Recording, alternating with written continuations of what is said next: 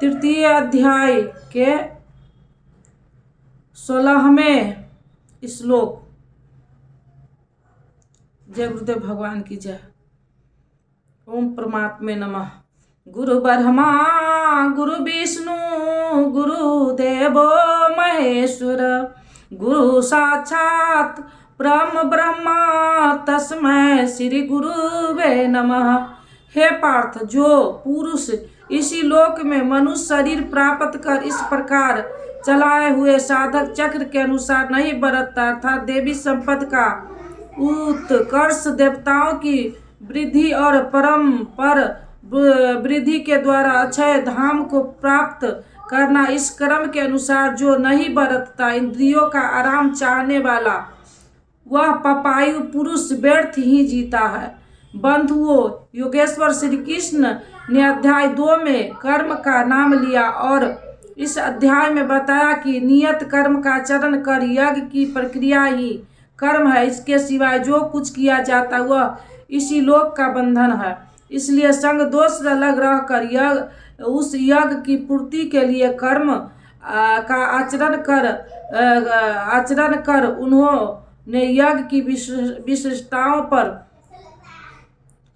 प्रकाश डाला और बताया कि यज्ञ की उत्पत्ति ब्रह्मा से है। प्रजा अन्न को उद्देश्य बनाकर उस यज्ञ में प्रवृत्त होता है। यज्ञ कर्म से और कर्म असौदेश वेद से उत्पन्न होता है, जबकि वेद मंत्रों के दृष्टा महापुरुष ही देते थे।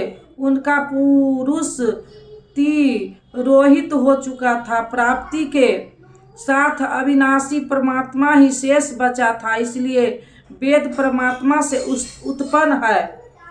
सर्वव्यापी परमात्मा यज्ञ में सर्वथा प्रतिष्ठित है। इस साधक चक्र के अनुसार जो नहीं बरतता वह पपाई पुरुष, इंद्रियों का सुख चाहने वाला है, व्यर्थ ही जीता है। अर्थात यज्ञ ऐसी विधि विशेष है जिससे इंद्रियों का आराम नहीं, आपूर्ति अक्षय सुख है। इंद्रियों को संयम के साथ इसमें लगने का विधान है। इंद्रियों का आराम चाहने वाला पपायु है। अभी तक श्री कृष्ण नहीं बताया कि ये यज्ञ है क्या, परंतु क्या यज्ञ करते ही रहेंगे या इसका कभी अंत भी होगा। इस पर योगेश्वर श्री कृष्ण कहते हैं, परंतु जो मनुष्य आत्मा में ही रत, आत्मतृप्त और आत्मा में ही संतुष्ट है, उसके लिए कोई कर्तव्य नहीं रह जाता। यही तो लक्ष्य था।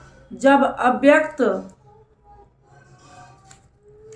अव्यक्त सनातन अविनाशी आत्म तत्व प्राप्त हो गया तो आगे ढूंढे किसे। ऐसे पुरुष के लिए न कर्म की आवश्यकता है न किसी आराधना की। आत्मा और परमात्मा एक दूसरे के प्रायण है, इसी का पुनः चित्रण करते हैं। इस संसार में उस पुरुष का कर्म किए जाने से कोई लाभ नहीं है और न छोड़ देने से कोई हानि है, जबकि पहले आवश्यकता था उसका। संपूर्ण प्राणियों में कोई स्वार्थ संबंध नहीं रह जाता।